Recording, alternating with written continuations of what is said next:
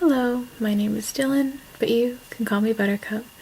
Welcome to Buttercup Yarn Art, a soft-spoken video journal where I play with and talk about yarn. I hope you enjoyed today's video, and if you'd like to see more, please subscribe.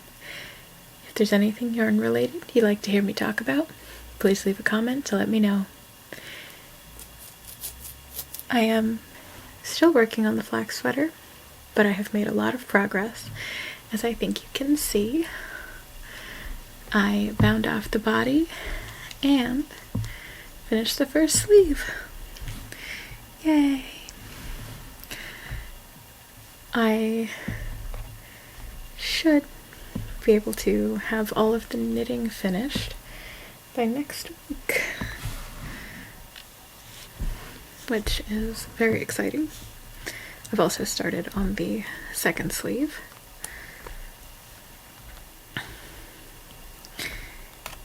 I am very excited to finish the knitting on this project, but as I've mentioned before, that is not the end of the project itself. There's more to come, and I'm very excited for that as well. It involves a bit of work on my part, and some testing to make sure I get it right. But I have very high hopes, and I am very excited.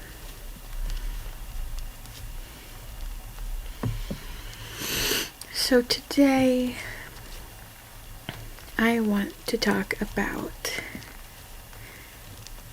knitting while sharing space with cats. I have two beautiful cats, Summer and Morgan. Summer is a tortoiseshell, very anxious, sitting next to me at the moment. I have a cat bed on my desk that she loves. And Morgan is all black with no tail. And a whole lot of spunk to make up for it. She was born without the tail. It wasn't removed or anything like that. She just never grew one.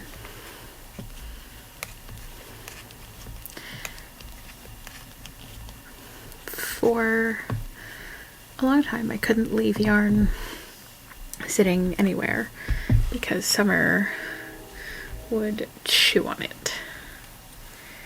Like, chew. And not just on it. She would chew through it, which is annoying. So I would put my knitting down, cover up the yarn, or just, put it somewhere I thought she couldn't get to it. Go have dinner or lunch or do something or whatever.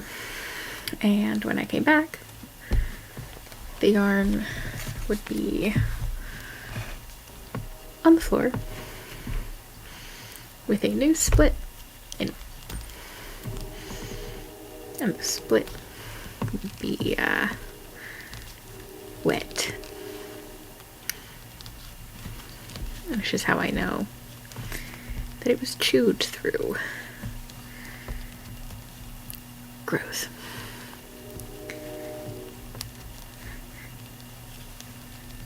So, for a while, I just wouldn't leave any yarn sitting around anywhere. I also know it was Summer because I would catch her red-handed. Or red-toothed, I guess. So, I would avoid leaving yarn sitting around, or if I did have to, I would bury it or hide it or somehow keep it away from Summer. Didn't always work. Still doesn't always work. Come on. Just because I'm filming, I go stupid. That tracks. Actually. Don't mind me making fun of myself. I do it all the time.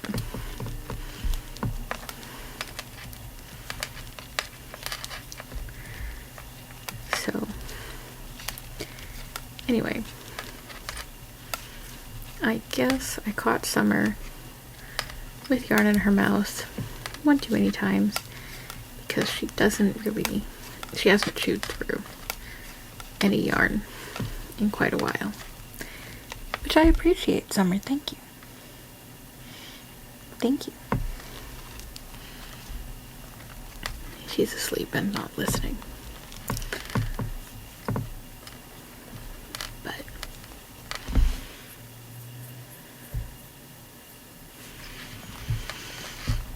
I still sometimes will come back to find yarn has been knocked down onto the floor and played with. But mercifully, the chewing has stopped.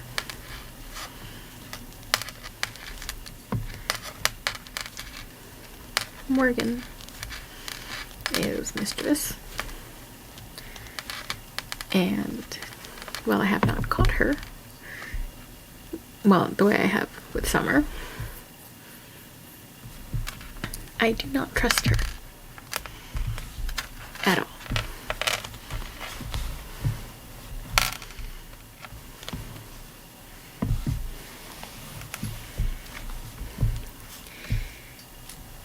So, because I have one cat with a demonstrated history of chewing on yarn and another cat with a demonstrated history of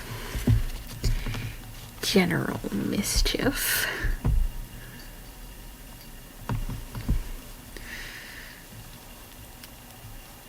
I tend to avoid leaving yarn I'm not using sitting out. So a lot of the aesthetic displays that I see people make for their yarn, I can't do that because my cats will destroy my entire stash if I do it that way. I love them. It's horrible. Can't have anything nice with cats around, can ya? That's not true. You just have to be careful about how you do it. I'm not sure if I've talked about these before, but for a while there were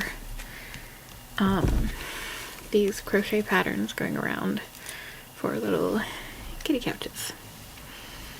And I made a couple for my kitties. The cat bed that I keep on my desk that Summer loves so much is one such kitty couch.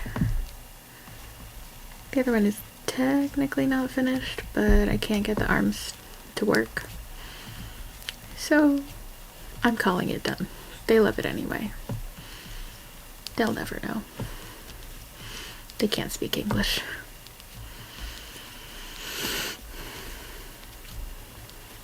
But I would love to knit them sweaters. And I think Morgan would enjoy wearing one. She would absolutely not enjoy the process of getting into and out of it. But she enjoys sitting in bags. She likes being wrapped up in blankets. And I think she would enjoy having a sweater on, but would not enjoy the process. Summer, I don't think would enjoy either, unfortunately. So, no hand knit kitty sweaters here. but everything I knit has at least one cat hair deeply embedded in the fabric. Inescapably so.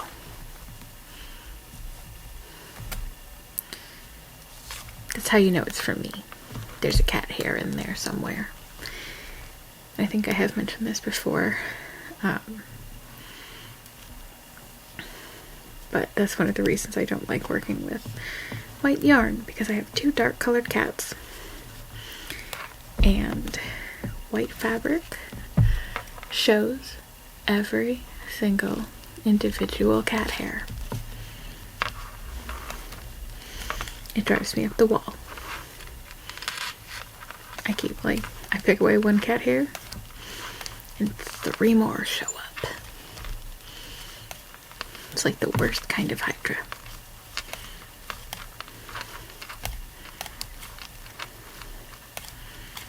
Any blankets I make become theirs. Any knitwear I leave lying around becomes theirs.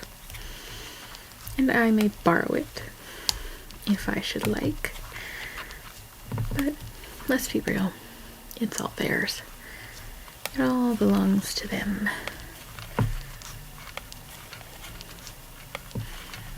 Everything belongs to them and I just borrow it.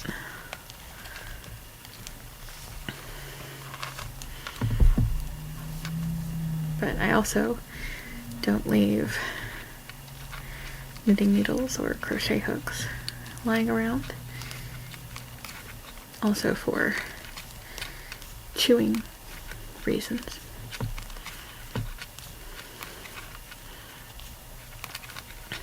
Cats will chew on the darndest things.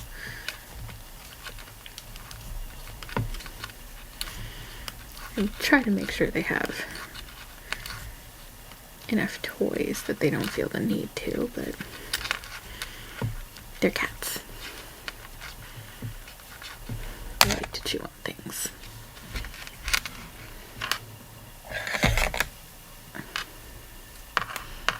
Yeah, sorry for all the clicking noises today.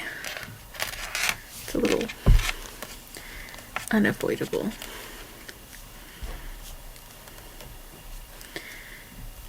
With the particular knitting that I'm doing right now. But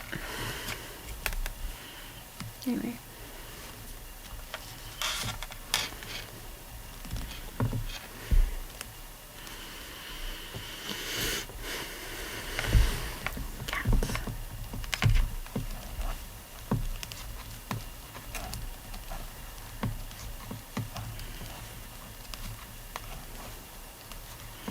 I'm glad I have them though, even if they do cause a bunch of trouble.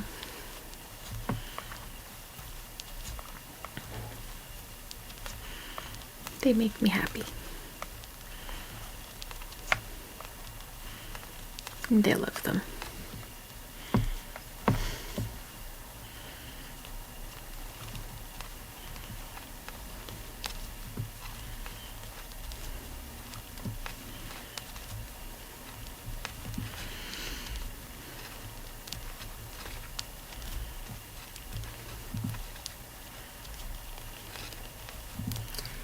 Maybe I could make them blankets to put in their carriers.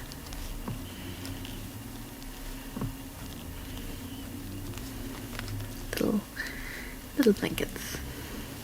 Cat-sized.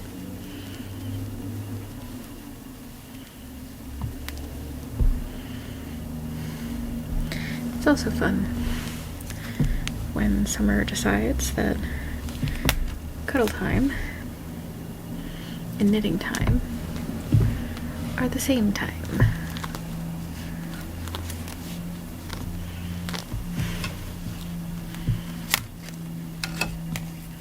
Summer's a lot cuddlier than Morgan.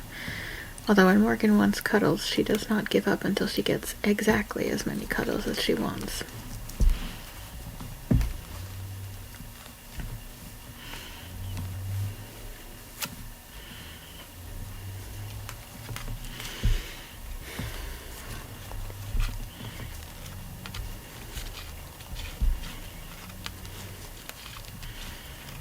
So I want to talk a little bit about Sleeve Island. Hello, knitters. Know what I'm talking about. It's the phenomenon that when you get to the sleeves of a sweater, you lose steam. It can happen, as the name suggests, with the sleeves on a sweater. You can also get second sock syndrome, just where the second sock isn't nearly as fun as the first sock and you don't really want to do it, or you can get stranded on Body Island when the body of the sweater is endless stockinette and you just don't want to.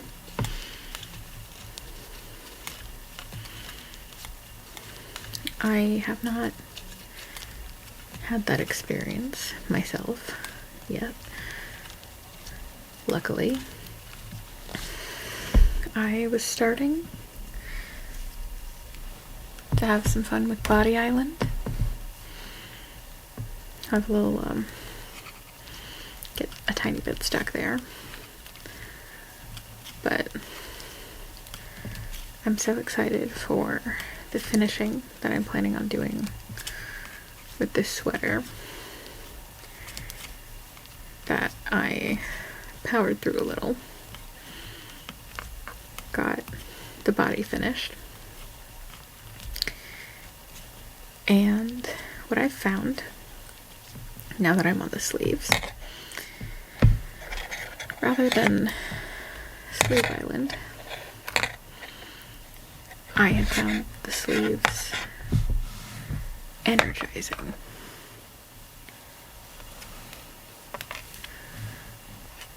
I'm getting close to the end, and it's exciting, and I can see the full wearable sweater come to be.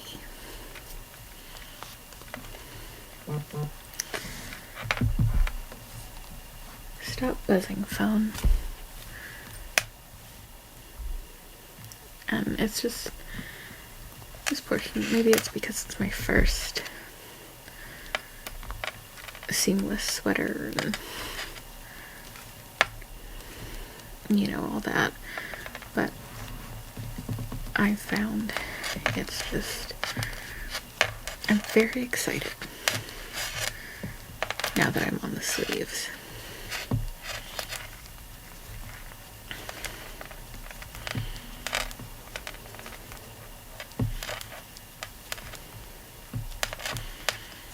I don't know how I'm describing it well, but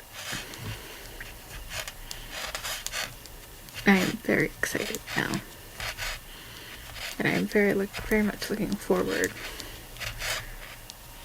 to having the whole sweater in my hands with the knitting finished.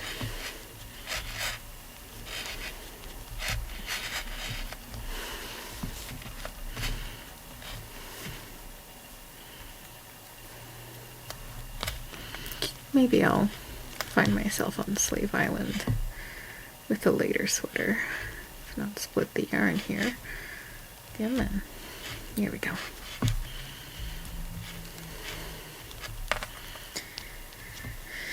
But with this one,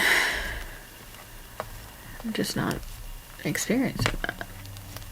I've gotten a burst of creative energy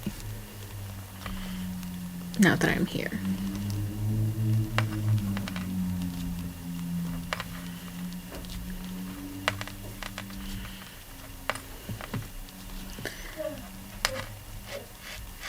So, but I think that's about it that I wanted to talk about. So let's finish out this round and then say our goodbyes, okay? We're very close.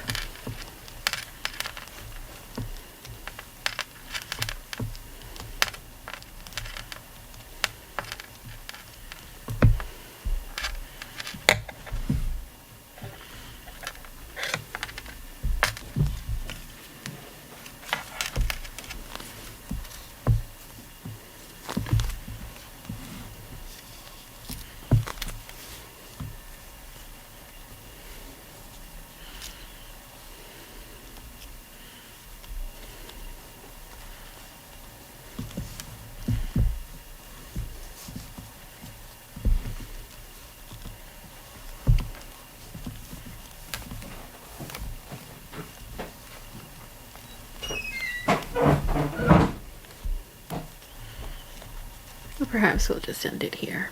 Close enough. Thank you so much for watching, and have a wonderful day.